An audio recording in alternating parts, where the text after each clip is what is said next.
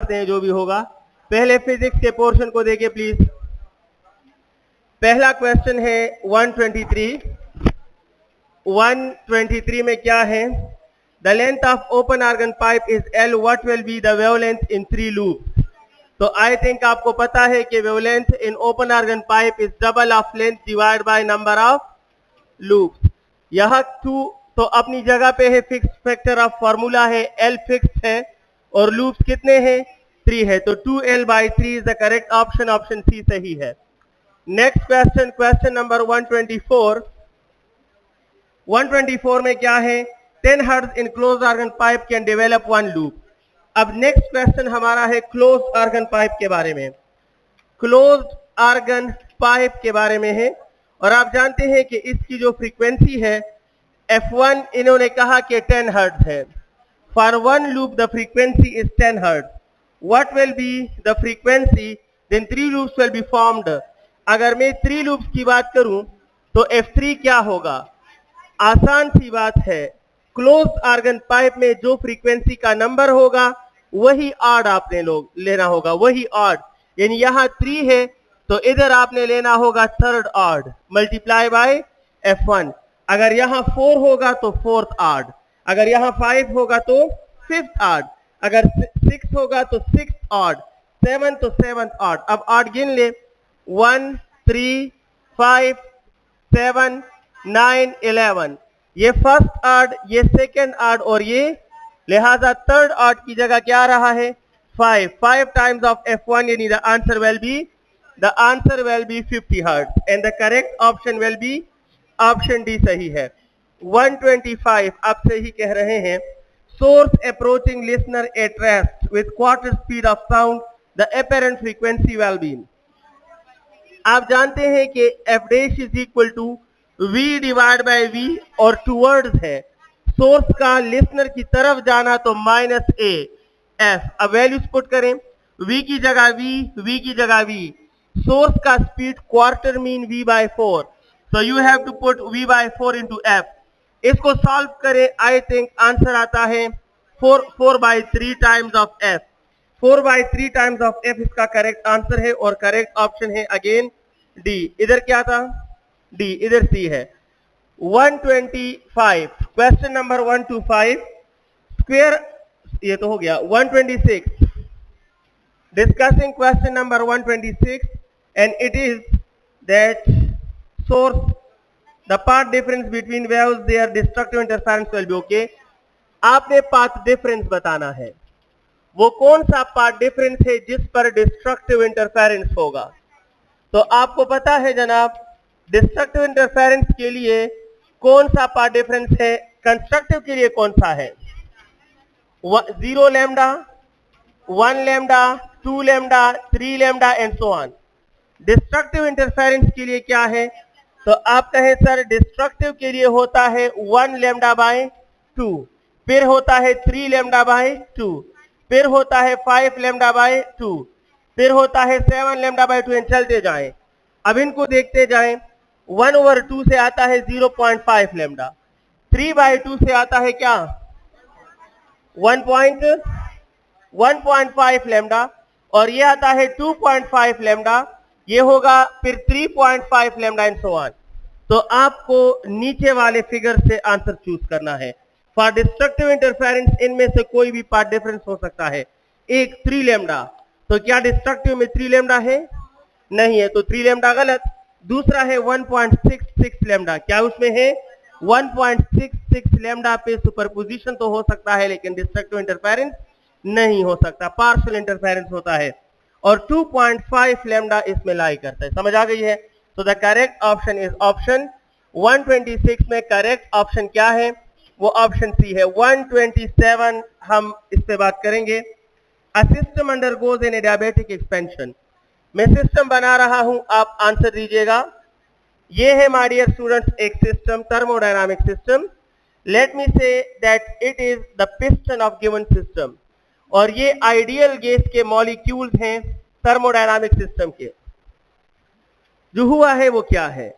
इन्होंने कहा कि इस पिस्टन ने सडनली क्या किया है? एक्सपेंशन। इंटरेस्टिंग है, बहुत सिंपल है। हम जानते हैं कि जब सिस्टम एक्सपेंशन करेगा तो सिस्टम के अंदर क्या पैदा होगा? कूलिंग। आगे बढ़ते हैं। जब सिस्टम के अंदर कूलिंग पैदा होता है तो आपको पता है कि हीट का नेचर है, हीट का नेचर है कि वो हमेशा गर्म जगह से ठंडी जगह की तरफ फ्लो करता है, हाई टेम्परेचर से कम टेम्परेचर की तरफ हीट फ्लो करता है। तो एनवायरमेंट जो है, चूंकि एनवायरमेंट का टेम्परेचर क्या होगा? ज्यादा होगा, बाहर ज्यादा है, और सिस्टम में कूलिंग हुआ तो सिस्टम का टेम्परेचर क्या होगा? So my dear students, environment से हीट के थर्मल रेज इस सिस्टम में पेनिट्रेट होने की कोशिश करेंगे, इस सिस्टम में पेनिट्रेट करने की कोशिश करेंगे, लेकिन इन्होंने कहा कि आपका एक्सपेंशन क्या है?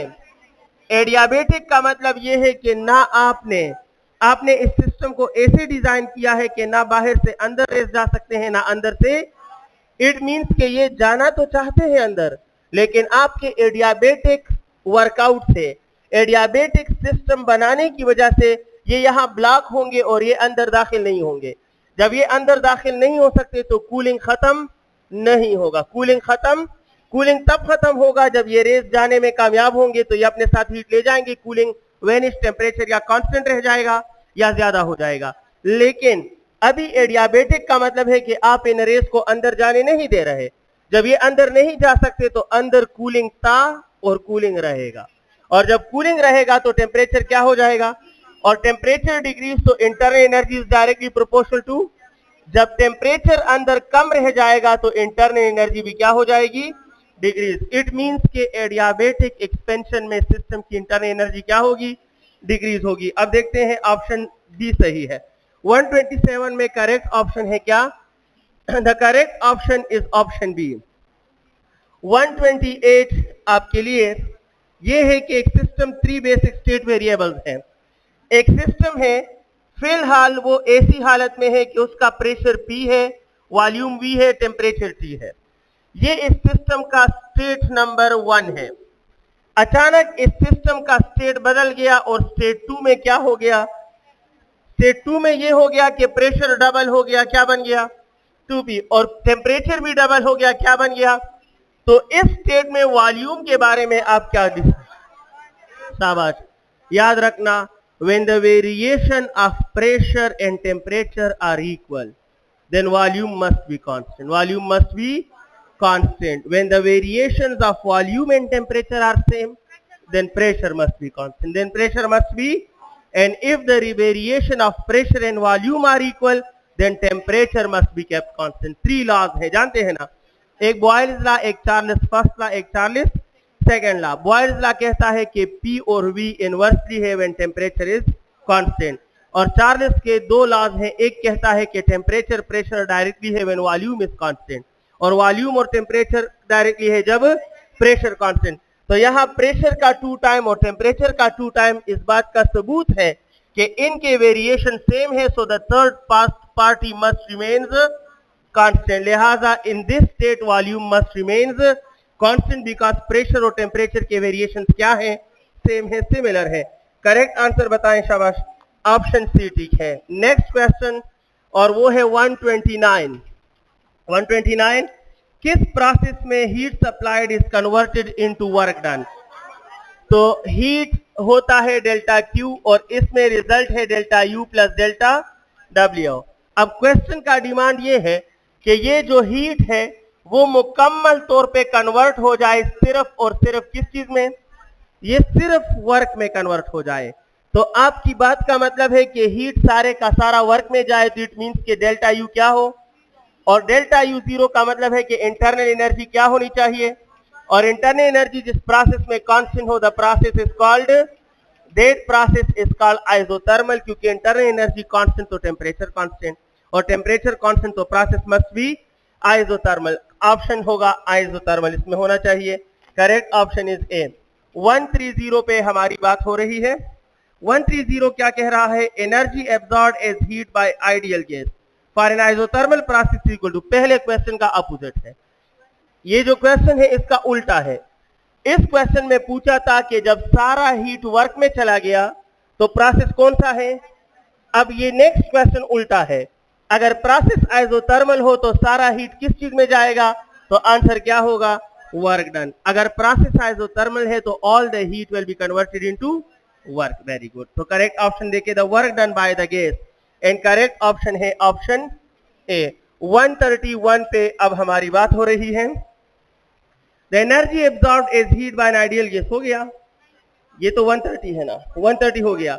Velocity of sound in vacuum is 320, 320 नहीं है, वैक्यूम में साउंड प्रोपागेट नहीं करता, तो साउंड का जो स्पीड है वो वैक्यूम में क्या रहता है? जीरो रहता है। Why? What's the reason? Because mechanical waves can not propagate in vacuum, ये वैक्यूम में प्रोपागेट नहीं कर सकते। 132 क्लियर। 133 पे बात होगी। The absorption spectrum of galaxy is measured at this identify the column in alpha. हाँ खाजा माफी वालम साहब, आई एम सॉरी। 132 पे बात करते हैं। Increase in velocity of sound in air by 1 degree increase in temperature. तो आपको इक्वेशन याद है, Vt is equal to V naught plus 0.61 into, ये दरअसल T नहीं है, ये दरअसल क्या है? ये डेल्टा टी है, ये दरअसल डेल्टा टी है।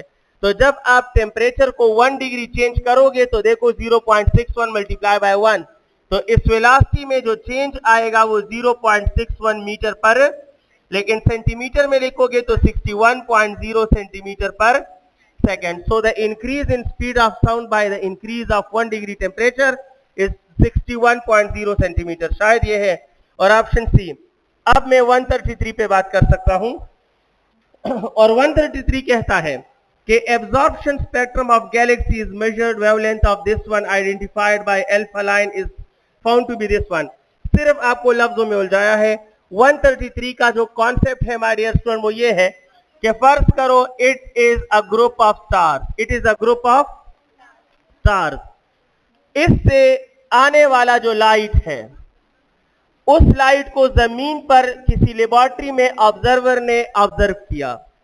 गैलेक्सीज की तरफ से आने वाले रेज ऑफ लाइट या वेव्स ऑफ लाइट को लेबोरेटरी में जमीन पर मौजूद लैब में एक ऑब्जर्वर ने ऑब्जर्व किया, और इसे पता चला कि जनाब ऑब्जर्व्ड, याद रखें, observed quantity is apparent quantity, observed quantity is, तो एपरेंट वैल्यू ऑफ वेवलेंथ जो है वो आया है 397 मिलीमीटर, 397 मिलीमीटर, जबकि आने वाले वेव्स का original wavelength lambda naught natural, देखो ये नॉट आप जब देखते हो तो लोग नॉट बोलते हैं, बट ये ज्यादातर ओ होता है, O represents original and original represents nature, समझ गए हो ना?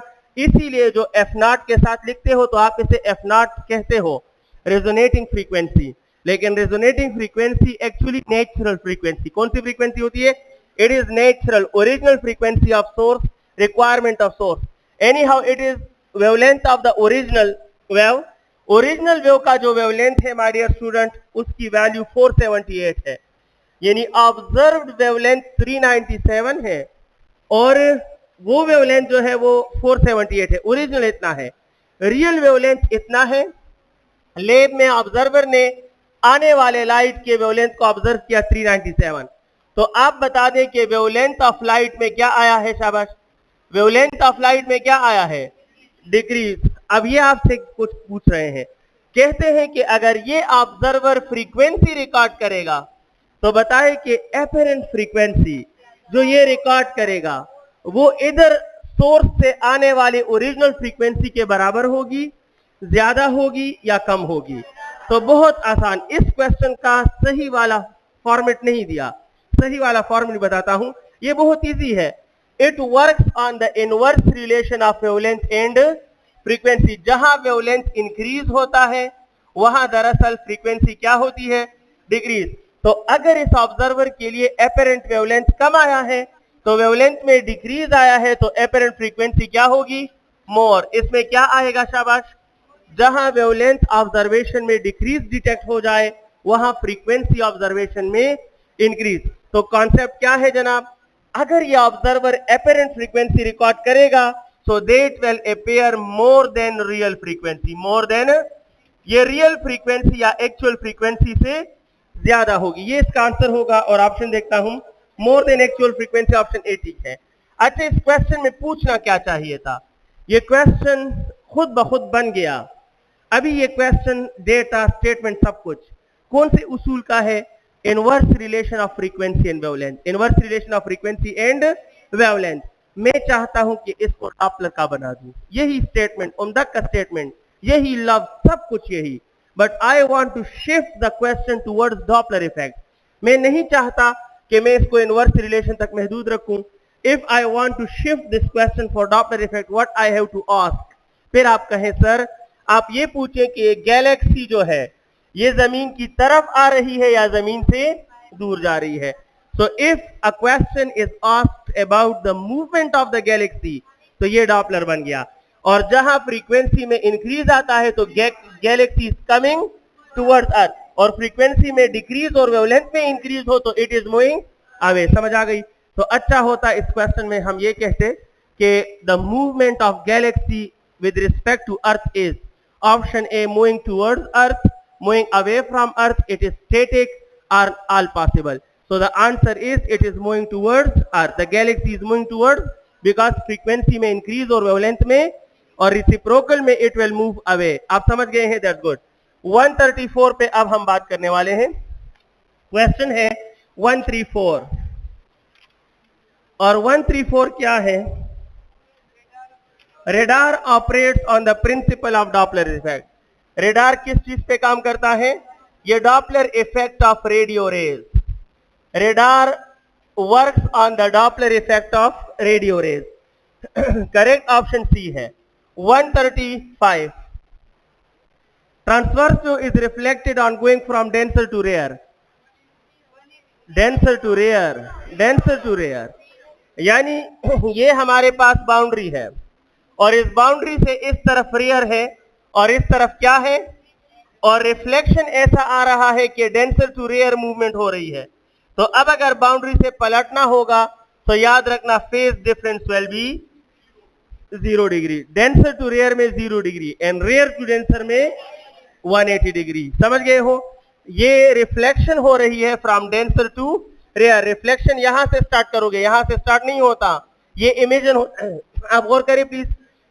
अगर मैं इसको इग्नोर करूं, प्लीज सुनिएगा, अगर मैं इसको इग्नोर करूं और आप सिर्फ ये बीम ले लो तो it is imagine, it is not reflection. समझ आ गई है? ऐसा लगता है जैसे रेयर मीडियम ने रेज इमिट कर दिए हैं।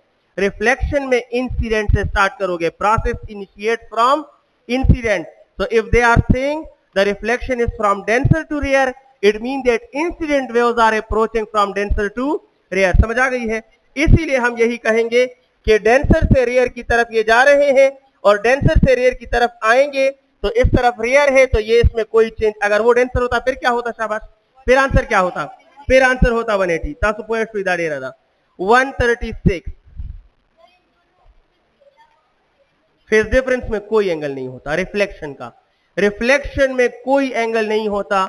और बस बात नहीं कर रहा हूं अभी, नहीं, यहाँ इसी प्लेटफॉर्म से एक दो क्वेश्चंस में कुछ थोड़ा सा प्रॉब्लम हुआ था, बट वो काफी माजी के हिस्से हैं। लेकिन याद रखना, रिफ्लेक्शन के प्रोसेस में 0 डिग्री और 180 के अलावा और कोई फेज डिफरेंस नहीं होता। समझ गए हो? इसके अलावा नहीं होता। इंटरफेरेंस में होता है, इंटरफेरेंस में होता है, प्रोपगेशन में होता है, कंपैरिजन में होता है। विदाउट एनी प्रोसेस कुछ भी फेज डिफरेंस हो सकता है, लेकिन रिफ्लेक्शन में या 0 होगा और या 180 होगा, इसके अलावा नहीं है। 136 प्लीज। 136 पे बात करते हैं। In simple harmonic motion the energy of system is, तो आप जानते हैं energy is directly proportional to square of amplitude. ये स्क्वायर ऑफ एम्पलीट्यूड पे होता है और ये ऑप्शन भी सही है। 137 अब हम बात कर रहे हैं। 137, which of the following is not the mechanical wave? Sound mechanical है, waves produced in spring mechanical है, light waves are not mechanical. So light waves means option A। 137 आपको clear? 138 हमारा next question।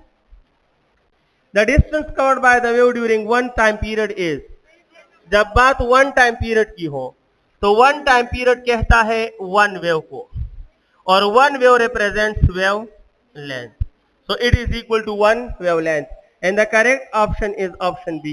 138 में जनाब B ठीक है, आप समझ गए हैं।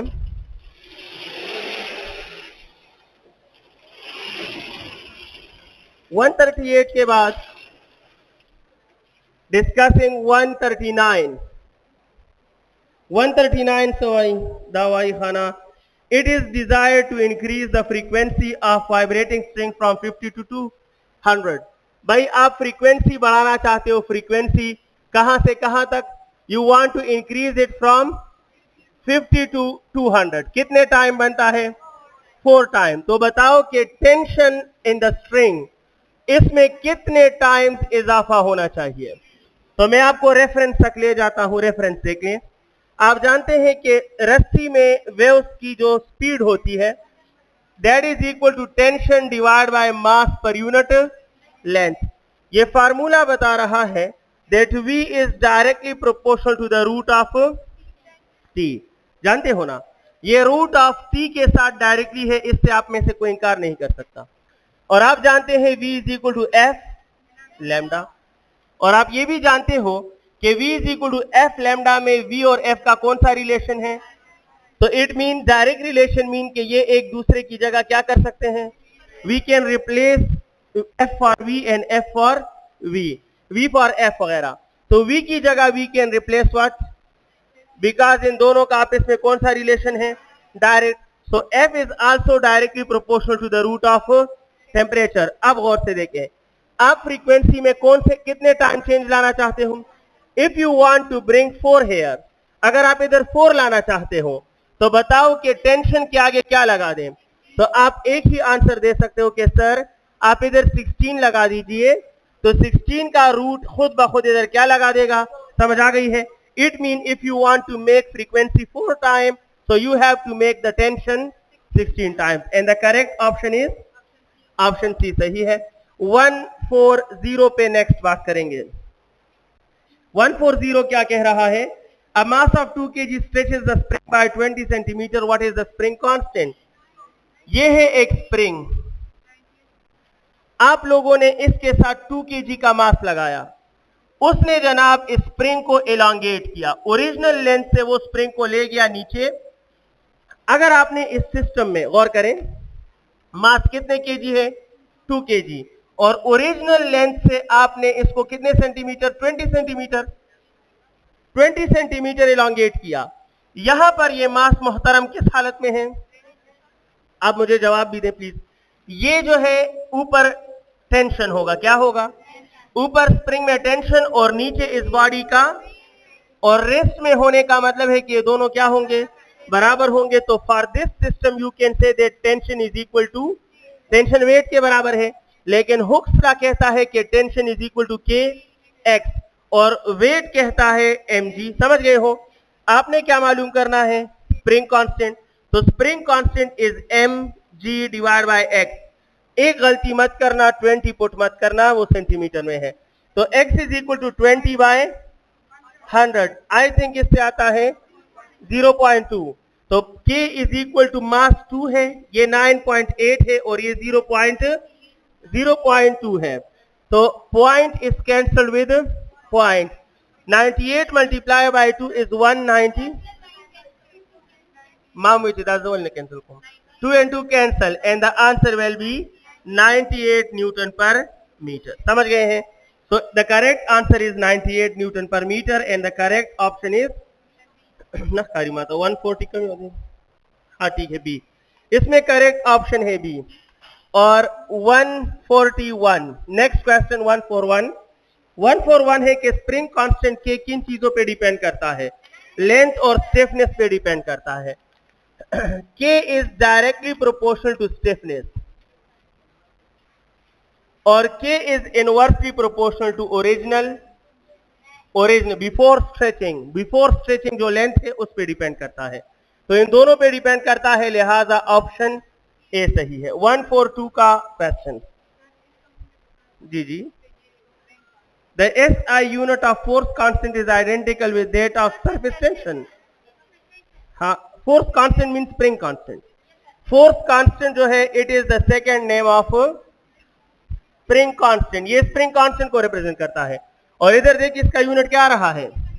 और सरफेस टेंशन का यूनिट भी न्यूटन पर मीटर है, लिहाजा it's unit is same as that of surface tension. कौन ऑप्शन टिक दें? 142 में बी सही है।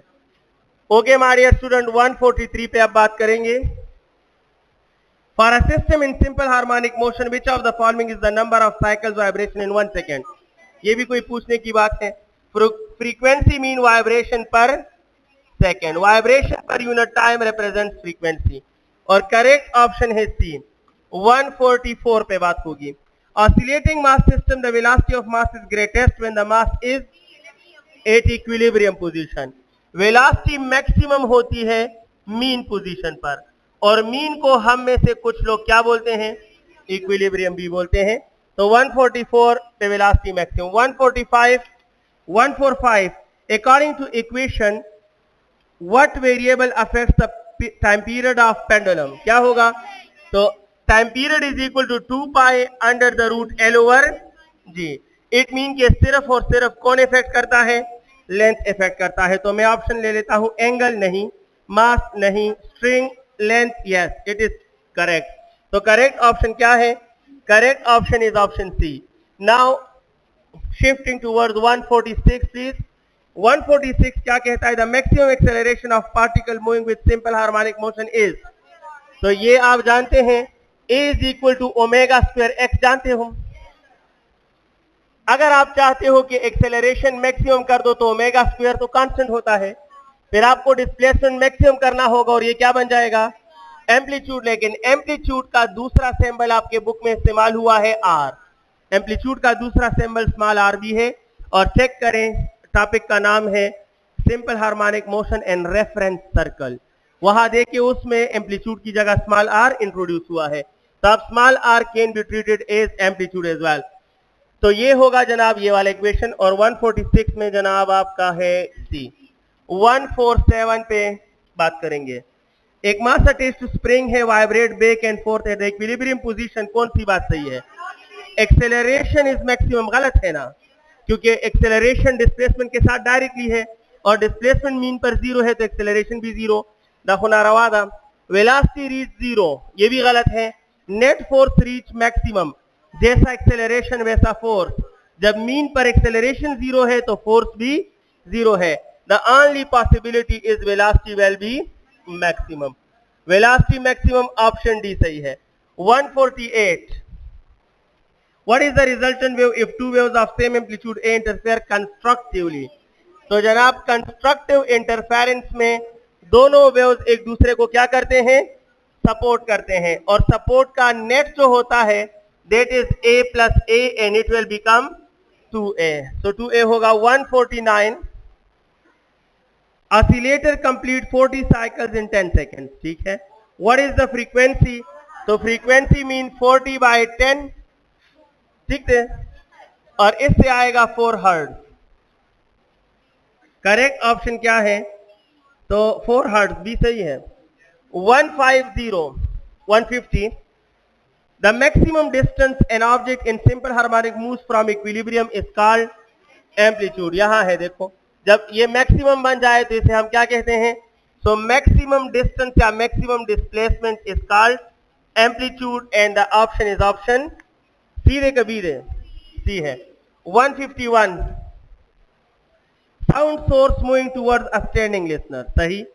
With half of speed of sound the ratio of apparent and real. The formula is apparent by real is equal to, source move कर रहा है तो ऊपर सिर्फ v होगा, लिसनर मूव नहीं कर रहा तो ऊपर सिर्फ v, नीचे v के साथ सोर्स होगा, लेकिन टुवर्ड्स है तो माइनस के साथ, तो v माइनस v बाई 2, समझ गए हैं। And the answer will B v divide by v minus 2, v by 2, ये 2 ऊपर चला जाएगा तो 2v by v, and the answer is 2:1। Correct answer 2:1 है, और सी ऑप्शन ठीक है। नेक्स्ट क्वेश्चन है हमारा 152। अब 152 पे बात करते हैं। If the difference between the frequencies of the tuning force is n, how many beats are produced in 2 second. आप समझ सकते हैं कि सर 1 सेकेंड में जो बीट्स की तादाद होती है वो 1 times of f1 minus f2, 1 second में 1 time of f1 minus f2। तो अगर आपसे 2 सेकेंड्स के बीट्स मांगे जाएं, so you have to say sir 2 times of f1 minus f2। अब 2 की जगह 2 and the difference given is n, hence the answer will be 2n, the answer will B 2n। अगर मैं कहूं कि आफ्टर n सेकेंड, अच्छा होता ये पूछता। अगर मैं कहता कि what are the number of beats after n second, तो आप कहते sir n times of f1 minus f2, तो n सेकेंड है और डिफरेंस भी मैंने आपको कितना दिया है n, तो n multiply by n mean it will be, फिर मजा आता कि ऑप्शन में 2n भी होता और n स्क्वायर भी होता, फिर शायद आप में गलती के चांसेस ज्यादा होते। और बहुत मजा आता है जब किसी को गलत रास्ता दिखाते हो, बहुत मजा आता है, यकीन करें। आप ट्राई जरूर करें। 153 प्लीज, 153 पे बात हो रही है। Two identical force emitting sound waves, मेरे हाथ में दो ट्यूनिंग फोर्क हैं और मैं दोनों को प्लग करता हूं, दोनों को यूं आपके सामने पकड़ लेता हूं, दोनों से वेव्स जा रहे हैं, सिमिलर ट्यूनिंग फोर्स है, सिमिलर फ्रीक्वेंसी सेम है, तो उनसे इमिट होने वाले साउंड वेव्स इस हॉल में कौन सा प्रोसेस करेंगे? आप कहें सर बीट्स तो नहीं होंगे क्योंकि बीट्स के लिए फ्रीक्वेंसी में डिफरेंस जरूरी है, और जब फ्रीक्वेंसी सेम हो तो कंबाइंड वेव्स इंटरफेरेंस करते हैं। क्या करते हैं? So it mean if they are of similar frequencies या similar force, this implies that the process will be interference, they will bear interference, सिर्फ इंटरफेरेंस करेंगे बाकी कुछ नहीं, और ऑप्शन डी सही होगा। 154 माय डियर स्टूडेंट्स, वाई खाना, रेजोनेंस के लिए सिर्फ ट्यूनिंग फोर्स का सिमिलर होना जरूरी नहीं है, समझ गए हो? रेजोनेंस तब होते हैं जब एक्सटर्नल एजेंट और इंटरनल एजेंट आपस में सेम नेचर के हो जाएं और एक पार्टिकुलर सिस्टम बन जाए, फिर रेजोनेंस होता है, समझ गए हो? जैसे कि स्टैंडिंग वेव रेजोनेंस है, लेकिन उससे पहले रिफ्लेक्शन होता है। क्या होता है? रिफ्लेक्शन होता है या रिफ्रैक्शन होता है, ऐसे होते हैं। या इस तरह सर्किट में रेजोनेंस होता है या पेंडुलम ऑसिलेटर्स में रेजोनेंस होता है। तो रेजोनेंस हर जगह सेम फ्रीक्वेंसी पे नहीं होता। मुझे लफ्ज मिल गए, सादा क्वेश्चन न पस मादो 3 मिनट खबर की ख्वान देना हो मालिक फला मजना राकोला, अब मुझे लफ्ज मिल गए। हर सिमिलर फ्रीक्वेंसी पे रेजोनेंस नहीं होता, हर सिमिलर फ्रीक्वेंसी पे रेजोनेंस नहीं होता। जैसा कि मैं आपसे कह रहा हूं कि फर्ज करो जनाब एक है, लेट मी कंसिडर कि ये रस्सी है जी, और इसमें वन लूप बनता है। क्या बनता है? वन लूप बनता है। याद रखने, लूप बनाने के लिए कम से कम कितने वेव्स चाहिए? दो वेव्स, चाहे एक इंसिडेंट एक रिफ्लेक्टेड क्यों ना हो, चाहे दोनों इंसिडेंट क्यों ना हो, लेकिन 2 वेव्स चाहिए।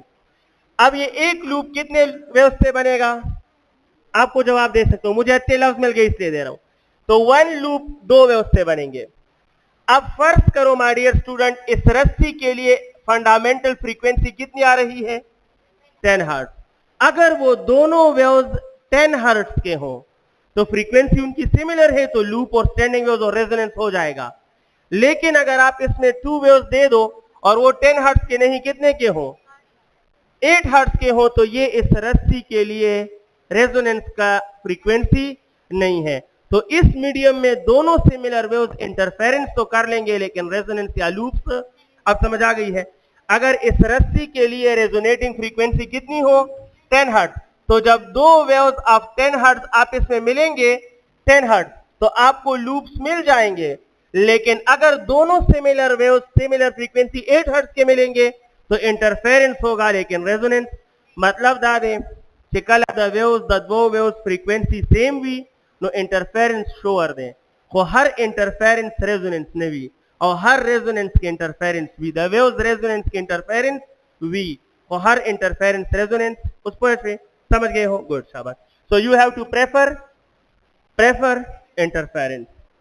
गल्ला दी पोए का star moving towards earth show क्या होगा? Blue shift. आप जानते हैं ना वेव गाय, और जानते हो बहुत आसान है। अगर स्टार स्टेटिक है तो उसके अपियरेंस में कोई शिफ्ट स्टार संगकारी उमक्कशान बखारी, 1 घंटा एक स्टार को मुसलसल देखते रहो, अगर वो स्टेटिक है विद रिस्पेक्ट टू अर्थ, तो जो कलर उसका आपको नजर आ रहा है उस कलर में कोई चेंज, तो नो शिफ्ट। अब इन्होंने कहा कि star is approaching towards earth, star is approaching, जमीन की तरफ आ रहा है, तो नो शिफ्ट का आंसर गलत होगा। अब अगर अवे जाता तो फ्रीक्वेंसी कम की तरफ जाती, और करीब आ रहा है तो फ्रीक्वेंसी ज्यादा। अब देखिए जनाब, आमतौर पर स्टार हमें किस कलर में नजर आता है? ग्रीन नजर आता है, यानी इनिशियल आपको कंसिडर करना होगा ग्रीन। अगर वो आपकी तरफ आ रहा है तो फ्रीक्वेंसी बढ़ेगी, और फ्रीक्वेंसी बढ़ने का मतलब है कि इस तरफ शिफ्ट होगा. So it mean the appearance will shift from green to blue. From green to option अच्छे बना लेते तो अच्छा होता. हम शिफ्ट में लिखते कि स्टार अप्रोचिंग टूवर्ड्स अर्थ, तो no shift option B. Option B हम कहते green to yellow, option C हम कहते ग्रीन टू रेड, और ऑप्शन डी हम कहते फर्ज करो कि ग्रीन टू ब्लू. तो करेक्ट आंसर क्या होगा? ब्लू शिफ्ट, बिकॉज फ्रीक्वेंसी क्या होगी? इंक्रीज होगी. मैंने अपनी तरफ से समझाने की कोशिश की, लेकिन आपने समझने की बिल्कुल कोशिश नहीं की. वो आपकी मर्जी है. 155, चलो समझ गए तो अच्छा है. 155, a stationary wave has a frequency of 165. उसमें का साउंड का स्पीड इतना है. Distance between two consecutive notes, जनाब नोट से नोट तक क्या होता है? लैम्डा बाय, हमने लैम्डा बाय 2 बताना है इनको, और लैम्डा बाय 2, लेकिन लैम्डा का फार्मूला जानते हो, that is V by F, और 2 अपनी जगह पर. हमसे पूछ लैम्डा बाय 2 रहे हैं, तो वी बाय एफ की जगह लैम्डा की जगह ये लिख दे. वी है 330 और फ्रीक्वेंसी है 165 मल्टीप्लाई बाय 2, इससे भी 330 आता है, तो the answer is 1 metre. The answer is 1 metre. 156, संगा खाना, ये कैसे हुआ? देखो जनाब, ये कह रहे हैं कि नोट से, लेकिन नोट से नोट तक मीन आपने क्या बताना है? Half of lambda, half of lambda. और वेवलेंथ होता है v divide by f. Velocity आपको दी है 330, फ्रीक्वेंसी आपको दी है 165, वेवलेंथ कितना बनता है इससे? 2 मीटर. अब ये इधर पुट करो तो 2 बाई 2 इज इक्वल टू, अब समझ गए हो? ओके, नेक्स्ट क्वेश्चन है 156. Size of crust is 10 centimetre. Wavelength कितना होगा? तो आप जानते होंगे शायद 156 means wavelength is double of crust. याद रखना, it is double of crust या डबल ऑफ ट्रफ. तो आपको क्रस्ट का साइज दिया है 10 centimetre, it mean the wavelength will be 20 centimetre. Wavelength is the double of loop, is the double of crust, is the double of trough. Wavelength is the 2 times of one loop, the 2 times of one crust, and the 2 times of one trough. 157, बिल्कुल कह सकते हो, really यही होता है, लेकिन theory में आपने रूल्स पढ़े हैं, और रूल्स में कहते हैं कि थ्योरेटिकल डिस्कशन चाहे लॉन्गिट्यूडनल वेव्स के भी हो, but you have to use crest and trough. Why it is rule? So अगर मैं यहां आपसे पूछ लूं कि क्रस्ट और ट्रफ एक दूसरे को क्या करते हैं? कैंसिल करते हैं. अगर एक साथ क्रस्ट और ट्रफ आ जाएं, उम्योज कि क्रस्ट और ट्रफ पयोजे जुड़सी, तो ये क्या करते हैं? ये कैंसिल करते हैं ना. इसी तरह आपसे मैं कहूं कि कंप्रेशन और रेयरफेक्शन जब एक वक्त एक जगह आ जाए तो क्या करेंगे? कैंसिल. अब ऐसा करें कि जरा इसका डायग्राम बनाकर मुझे दिखाएं, आपको 2 सेकंड नहीं लगेंगे. कहोगे सर फर्ज करो ये एक जगह है और यहाँ क्रस्ट भी आया और यहाँ ट्रफ भी आया, तो देखो ये दोनों एक दूसरे को क्या कर रहे हैं? कैंसिल कर रहे हैं. अब कोशिश करके बताओ कि कंप्रेशन और रेयरफेक्शन कैंसिल करते हैं. इसको ड्रा करो, आप इसको ड्रा करो, शाबाश. कल तक भी सोचो तो आप कंप्रेशन का रेयरफेक्शन को कैंसिल करना ड्रा, तो प्रैक्टिकली तो होता है रियली.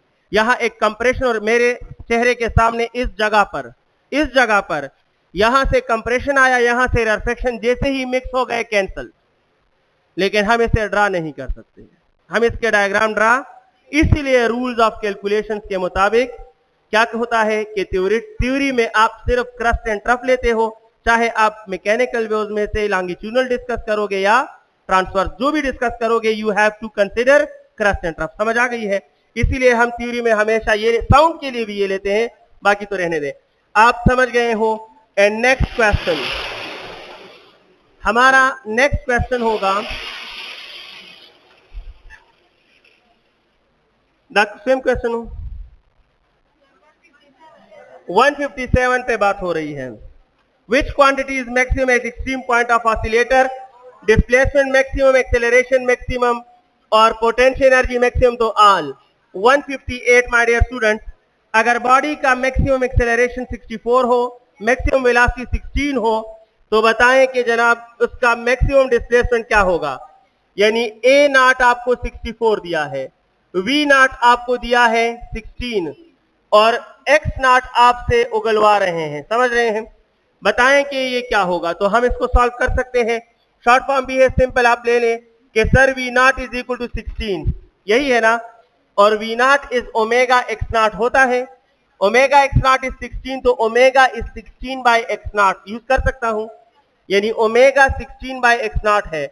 अब दोबारा ए वाला यूज करें, A not is equal to 64, लेकिन A not is omega square, X not is equal to 64, और ओमेगा की जगह आप क्या यूज कर सकते हो, ओमेगा की जगह 16 बाई एक्स नॉट यूज कर सकते हो, यहां से स्क्वायर अपनी जगह पर और एक्स नॉट अपनी जगह पर और 64, ये बन जाएगा 16 स्क्वायर, और नीचे आ जाएगा एक्स नॉट स्क्वायर और साथ में X not is equal to 64, यही है ना।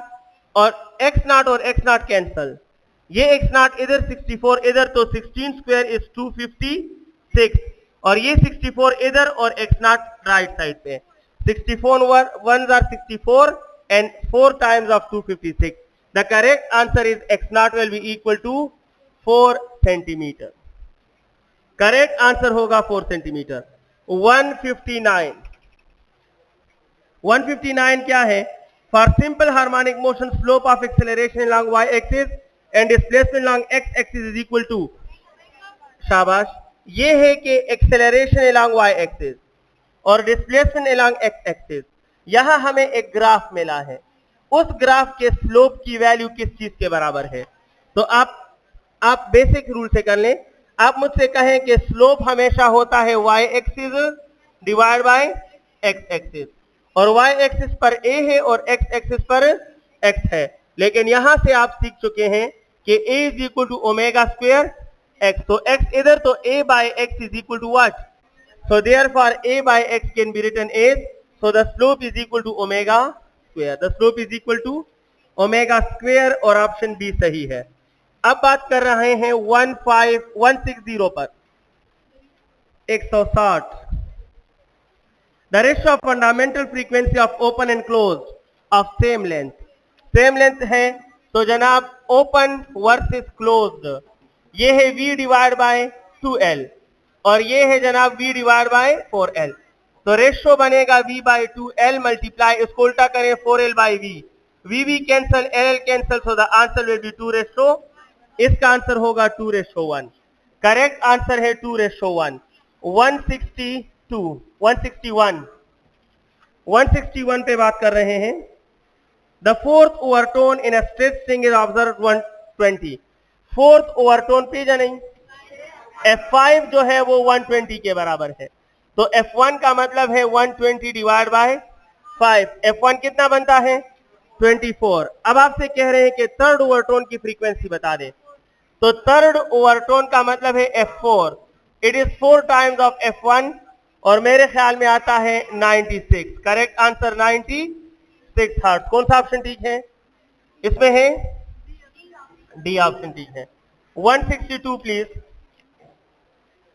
162, स्प्रिंग कांस्टेंट के if spring is cut into 2 half, ये तो बचपन से आप यकीन करें कि जो लोग अभी दुनिया में पैदा भी नहीं हुए उनको भी पता होगा कि स्प्रिंग कांस्टेंट का लेंथ के साथ कौन सा रिलेशन है, इनवर्स।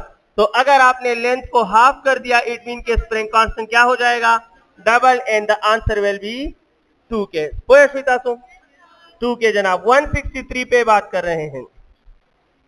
163 क्या है, किधर गया, in any system simple harmonic motion the restoring force acting on the mass in the system is proportional to, तो कौन नहीं जानता, सिंपल हार्मोनिक मोशन में A is directly proportional to displacement, लेकिन जैसा एक्सेलरेशन वैसा फोर्स, तो अगर A is directly to x, it mean के F is also directly to, so in simple harmonic motion restoring force is proportional to displacement correct option A ठीक है। 164 पे next बात हो रही है, stretching a spring increases its elastic potential energy, stretching increases elastic potential energy, अगर elastic कहते हो तो भी ठीक है, नहीं तो पोटेंशियल एनर्जी भी ठीक है। इलास्टिक पोटेंशियल 165, इसमें डी ठीक था। 165 हमारा next question, according to equation what variables affects the frequency of the pendulum, तो इसी तरह का क्वेश्चन टाइम पीरियड के लिए भी आया था। Frequency 1/2 pi under the root G by, ये कांस्टेंट ये कांस्टेंट ये constant, it mean it is affected only by length, and hence the correct answer is string length, option D. 166 सीधे कटी दे, सीधे सीधे, हाँ ये लो जनाब सी। 166 एक पेंडुलम है 0.75 मीटर का और टाइम पीरियड इसका 4.1 है। Pendulum is on unknown planet, what is the acceleration of gravity? G का फार्मूला होता है 4 pi square L divide by T square. It is the formula of gravitational acceleration on any planet. अब values put करें, 4 की जगह 4, पाई की जगह 3.142 और इसका लेंथ की जगह 0.75 डिवाइड बाय टाइम पीरियड की जगह 4 स्क्वायर है ना। ठीक है, मैं कोशिश करूंगा कि इजीली जज कर सकूं। ये 4 पॉइंट समथिंग है, आई थिंक 4.17 अच्छा है, और इसके ऊपर स्क्वायर। अब देखिए यहां पर है 0.14, तासो पुए गई, ये 0.14 और ये 0.17 तकरीबन, यानी पॉइंट के बाद हिस्सा सेम है। इसी जजमेंट देना चाहता हूं, 0.142 का स्क्वायर और 0.17 का स्क्वायर क्या होगा? Approximately same, a little bit difference. एक स्टूडेंट लगा रहेगा, मल्टीप्लाई करता रहेगा, सही आंसर ढूंढे, दूसरा ऐसे जज करेगा कि ये अप्रॉक्सीमेटली सेम है, so the data can be converted to 4 multiply by 3 square multiply by 0.75 और डिवाइड बाय 4 स्क्वायर। समझ गए हो? वो पॉइंट्स वाले तकरीबन आप इसमें कैंसिल कर दें। अब एक और एक cancel, g is equal to ये 9 मल्टीप्लाई बाय 0.75 डिवाइड बाय 4। समझ गए हैं? अब देखिए 4 और 9 का क्या आता है रिलेशन? 2 आता है ना, 2 आता है ना, 2.2 ले लेते हैं मल्टीप्लाई बाय 0.75। मैंने एक मल्टीप्लाई किया है अभी तक, एक मल्टीप्लाई डिवाइड के नहीं। और देखो जज कैसे कर रहा हूं, मैं कहूंगा कि अगर मैं 0.2 को इग्नोर कर लूं तो इट मीन के 0.75 को डबल कर दो, तो 1.75 1.75 0 1 1 14 और 1 15 हो जाएगा। 1 ऊपर क्या बनता है शाबाश? पॉइंट, ये क्या बनेगा? जरिम हैरान कम से गलत राजी वापस सुनो समझे 5 5 घोड़े बेच के आया हूं। 5 5 क्या होता है? 0 1 5, ये क्या होगा? 15 होगा ना, 1। अब समझ गए हो आंसर क्या आया? इतने ज्यादा अप्रॉक्सीमेशन के बाद मैं कुछ प्रूफ देना चाहता था, आप इनको कैलकुलेटर से यहां से सॉल्व करें। उम्मीद करता हूं आपका आंसर, चूंकि मैंने बनाया है, मुझे पता है, मुझे याद आ रहा है 1.7, ये क्या है? ये रियल एग्जैक्ट आंसर है। और इतने बड़े बड़े अप्रॉक्सीमेशन के बाद आपको क्या मिल रहा है? तो it mean you can easily opt the option. समझ आ गई है? आप देखिए 1.5 के क्लोज 9.8 तो सवाल ही पैदा नहीं होता, या 3.4 भी बिल्कुल अजीब व गरीब है, ग्रेटर देन 9.8 बिल्कुल अजीब व गरीब है। द करेक्ट आंसर इज 1.7 और आप इन सारे कैलकुलेशन से बच जाओगे। एंड करेक्ट ऑप्शन क्या है? ऑप्शन सी है। आप समझ गए हैं। Next question 167।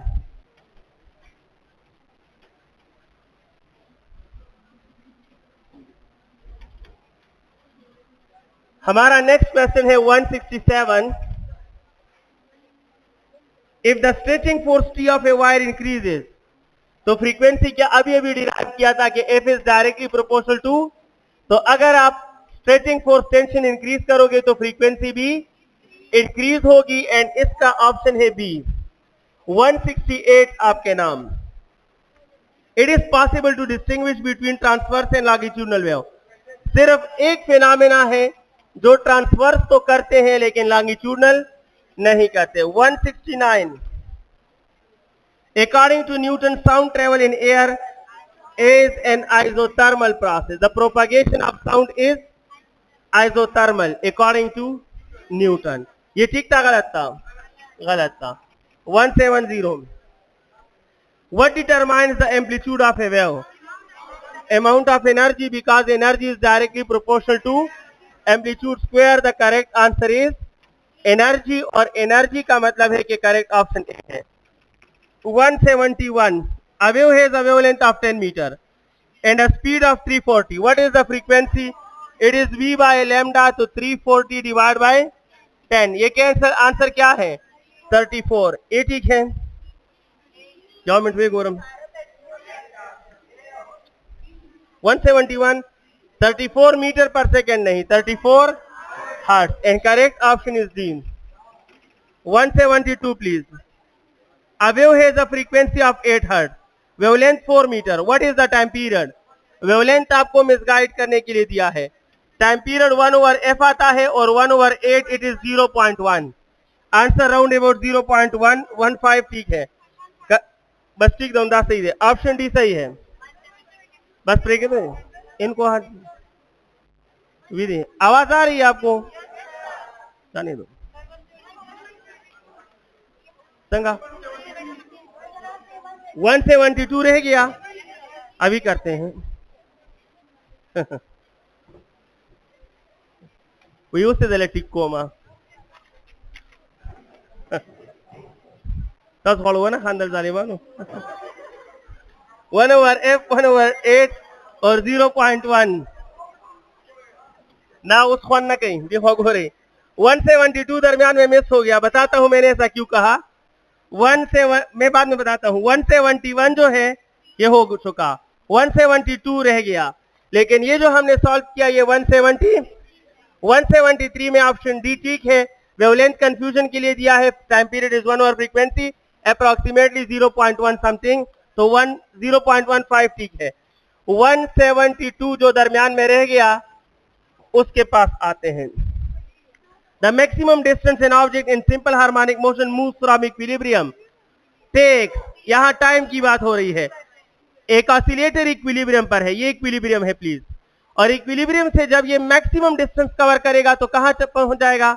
एक्सट्रीम पर. और आप जानते हैं कि मीन से एक्सट्रीम पर टाइम पीरियड का कितना हिस्सा होगा? आप देखिए मुलाहिजा करें. यहां से शुरू करें. ये t/4, t/2, 3t/4 और ये t. तो 1 वाइब्रेशन में t होता है. तो आधे वाइब्रेशन में हाफ ऑफ t और आधे के आधे वाइब्रेशन में t/4. So the time will be t/4. And next है 174.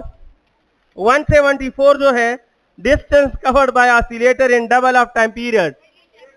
देखो एक टाइम पीरियड में 4 बार एम्पलीट्यूड, तो 2 टाइम पीरियड में 8 बार एम्पलीट्यूड का डिस्टेंस कवर हो रहा है. And 8 times of amplitude option D. 175 dear students. 2 waves है कंबाइन हो गए new wave with larger amplitude. तो समझ जाना कि उनने क्या किया है? कंस्ट्रक्टिव इंटरफेरेंस हुआ है उनके दरमियान. और 176 echo is the phenomena of reflection of waves. Echo works on reflection of waves. आप लॉजिक्स को देखें. जी जी बोले. 175 35 देख लेता हूं. 132 न पास जन पोएगा बताओ सवाई तेज आया. यो मिनट 135 हो कमा. When a transverse wave is reflected from denser to rare. इसकी लॉजिक समझ नहीं आई. तो ये लॉजिक का क्वेश्चन कहां है? ये तो फिजिक्स का क्वेश्चन है. रट्टा नहीं लगाना, सिंपल सी बात है. और रिफ्लेक्शन ऑफ वेव्स. और एक और भी बात करूं तो ये रिफ्लेक्शन से उठाया गया है लेकिन रिफ्लेक्शन आपके सिलेबस में नहीं है. ये 2 क्वेश्चन रिफ्लेक्शन से आए हैं जो होने नहीं चाहिए. रिफ्लेक्शन का सिंपल आइडिया है. आप चुप करें प्लीज. ये हमारे पास है बाउंड्री. जब आप रिफ्लेक्शन की बात करोगे और इमिशन की बात करोगे दोनों में क्या फर्क है? इमिशन में आपको फाइनल रे मिलता है एक जगह से. किसी जगह से रे मिल जाए ये इमिशन है. और रिफ्लेक्शन मीन के उस जगह से रे नहीं मिलता, उस पर कहीं और से वे आया था जो वहां से पलट कर आया. समझ रहे हो ना? तो इमिशन इज समथिंग एल्स. अगर मैं कहूं कि यहां रेयर मीडियम है और यहां डेंसर मीडियम है, बारी है. आप सुन रहे हैं? और मैं कहूं कि रेयर के अंदर से मुझे वेव मिल रहा है, तो यूं कहो कि rare medium is the source of this radiation. और इस प्रोसेस को आप इमिशन कह सकते हो, रिफ्लेक्शन नहीं कह सकते. लेकिन क्वेश्चन में इन्होंने इमिशन नहीं कहा, क्या कहा? और रिफ्लेक्शन इंपैक्ट से शुरू नहीं होता, इंसिडेंट से शुरू होता है। रिफ्लेक्शन मीन के वेव पहले जाएगा फिर पलट कर आएगा। जब इन्होंने कहा होता कि the rays obtained from rare in reflection of waves, तो फिर हम कहते कि it is from denser to rare या रेयर टू डेंसर, फिर उल्टा लेते हैं। लेकिन इन्होंने कहा कि reflection from denser to rare, यानी डेंसर से जा रहे हैं और रेयर की तरफ जा रहे हैं। अब रेयर से रिफ्लेक्ट करेंगे तो रेयर की वो औकात नहीं जो इसमें चेंज लाए, लिहाजा फेज डिफरेंस कितना रहेगा? 0 रहेगा। अगर डेंसर इस तरफ और रेयर इस तरफ, तो क्रस्ट जाएगा तो ट्रफ बनकर आएगा, ट्रफ जाएगा तो क्रस्ट। अच्छा बताएं शाबाश, डेंसर और रेयर में जो फेज डिफरेंस होता है, आप समझ गई हैं? ओके, मुझे इस बात का आंसर दे, लॉजिक स्टार्ट करते हैं। जब रेयर से वेव पलटता है तो फेज डिफरेंस नहीं आता, नहीं आता रेयर से। जब रेयर से वापस होता है तो नहीं आता। जब डेंसर से पलटता है तो 180। इसका राज क्या है? What's the reason? हाँ ठीक है, आप सही कह रहे हो। लफ्ज बताओ, लफ्ज है कुछ। Action and reaction. The rare अगर उस तरफ रेयर है तो यहां से क्रस्ट जाकर उस पर एक्शन करेगा और उससे कहेगा कि तुम क्रस्ट बना लो। वो जवाब में से कहेगा नहीं, रिएक्शन में तुम टफ बना लो। लेकिन रेयर की बात कोई नहीं सुनता। मैं आपके सामने इस जमीन पर इस तरफ जा रहा हूं तो मेरी टांगे इस पर एक्शन कर रही हैं और वो मुझ पर, और रिएक्शन जीत रहा है और एक्शन हार रहा है, क्योंकि एक्शन डेंसर पर है और रिएक्शन रेयर पर। समझ आ रही है? इसी तरह जब सामने रेयर मीडियम हो तो वेव जीत जाता है, और जब सामने डेंसर मीडियम हो तो मीडियम जीत जाता है। समझ आ गई है? क्योंकि reaction of denser is dominant than the action of rare, and the reaction of rare, the reaction of denser is dominant than the action of rare. Anyhow, leave it. Logic में बात करते हैं, bus stop, physics stop. Logic क्या है जनाब? इसमें देखिएगा, वावेरे खाना सवाई। अच्छा, पहला है 195। 2 + 2 से क्या आता है? 8। 3 + 3 18। 4 + 4 32। तो आगे है 5 + 4, क्या होना चाहिए? सिंपल लॉजिक है कि यहां जो आंसर है वो इनके डायरेक्ट सम से नहीं बल्कि इनके स्क्वायर। तो 2 स्क्वायर इज 4 + 2 स्क्वायर इज 4, तो क्या? तो square and square, 9 + 9 18, square plus square, तो 16 + 16 32, तो इट मीन के square plus square, and 5 square is 25 and 4 square is 16 and the answer will B 41। समझ गए हो? क्या आता है? 41 आता है ना? 41 ठीक है। 196 प्लीज। अगर फादर के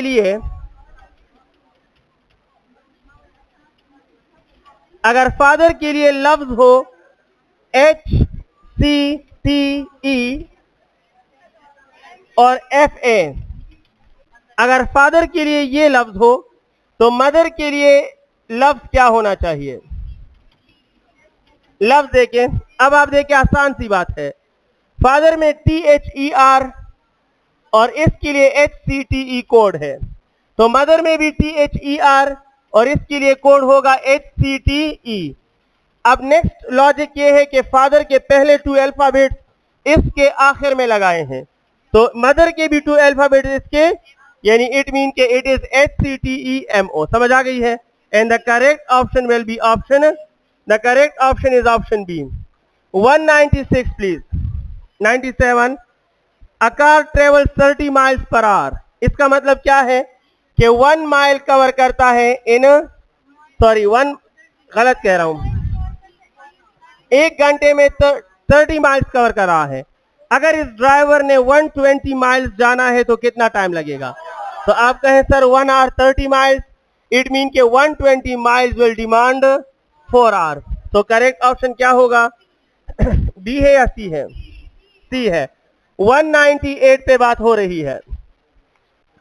198 जो है 3 लेबर हैं, A, B और C। एक ही काम, कंस्ट्रक्शन कुछ भी हो, एक ही काम ये अकेला करे तो 4 आवर्स लेता है, ये वो काम अकेला करे तो 6 आवर, ये वो काम अकेला करे तो 8 आवर्स। फिर इनको टास्क मिला के जनाब तीनों मिलकर ये काम परफॉर्म करें तो a plus B plus C combined time क्या लेंगे। तो सिंपल लॉजिक है कि कंबाइंड वर्क करने से द टाइम ऑफ वर्क क्या होगा, रिड्यूस होगा। क्या होगा, अब देखिए आगे देखिए, हकीकत में 3 आवर्स नहीं है, 6 आवर्स नहीं है, क्या कह रहे हो, कॉमन सेंस यूज करें। योमेंट इधर इस हाल में डिसीजन कर लेते हैं। फर्ज करो 3 स्टूडेंट्स है, आप सब चले जाए, 3 स्टूडेंट्स को मैं इधर रोक लूं 1 2 3 और मैं इनसे कहूं कि इस हॉल से सारे चेयर नीचे लेके जाने हैं। फर्ज करें अब अगर एक स्टूडेंट से कहूं हम आराम से बैठ जाते हैं और तुम एक एक चेयर ले जाओ, और उसने 4 घंटे में सारे चेयर ले गया। अब दोबारा अगले दिन वो चेयर ऊपर पड़े हैं, उस दूसरे स्टूडेंट से कहूं कि तुम ले जाओ, उसने 6 घंटे ले लिए। फिर तीसरे दिन यही चेयर सब वही उतनी तादाद में चेयर पड़े हैं, तीसरे स्टूडेंट ने 8 घंटे ले लिए।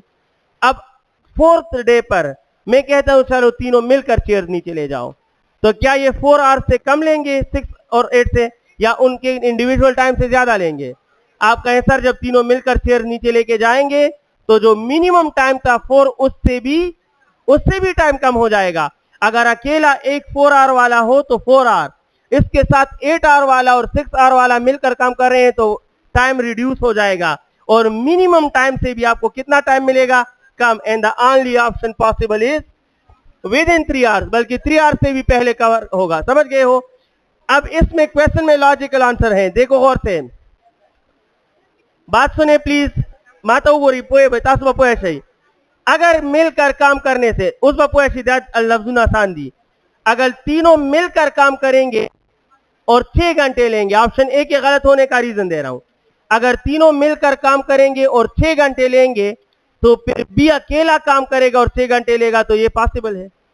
बी अकेला भी 6 घंटे लेता है और ए और सी के मिलाकर भी 6 घंटे आते हैं, तो ये गलत है।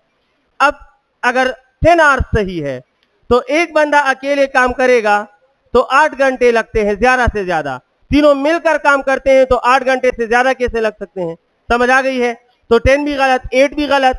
It mean the only option is 3 hour, कि तीनों मिलकर काम करेंगे तो हर एक के टाइम से टाइम क्या होगा, रिड्यूस। करेक्ट ऑप्शन क्या है? 3 आवर, इससे ज्यादा पॉसिबल नहीं है। अब इससे हकीक मैं प्रूव करूंगा मैथमेटिकली, तो यकीन करें इट इज 2 आवर। ये क्या है? एग्जैक्ट आंसर 2 आवर है, but logic is that you have to choose the best answer, कि भाई ये तो इम्पॉसिबल है, जब मिलकर काम करेंगे तो 4 घंटे से कम लगेंगे, ज्यादा नहीं लगेंगे। So it's simple logic. Further more मैं 2 आवर्स प्रूव कर सकता हूं कि इसमें 2 आवर्स आते हैं, ज्यादा नहीं आते। सो 3 our is the best answer. Next question है 199। What comes next? 1 2 4 7 11, आगे क्या आएगा? 16 आएगा। कैसे? तो देखो +1 +2 +3 +4 और +5, 1 + 1 2 + 2 4 + 3 7 + 4 और 11 + 5, you will get 16. Correct option is option D. And the last question 200, इसमें है कि 798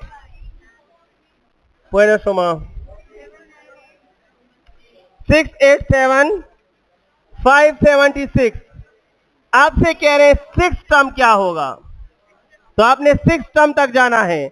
ये फर्स्ट सेकंड थर्ड, इसको एक कम करो 7 6 5 तो 4, और ये एक कम करो तो 6, और ये एक कम करो तो 5, ये हो गया 4th टर्म। 5th लिखे तो ये होगा 3, ये होगा 4 और ये 5 सॉरी, और ये होगा 4, ये होगा 5th टर्म।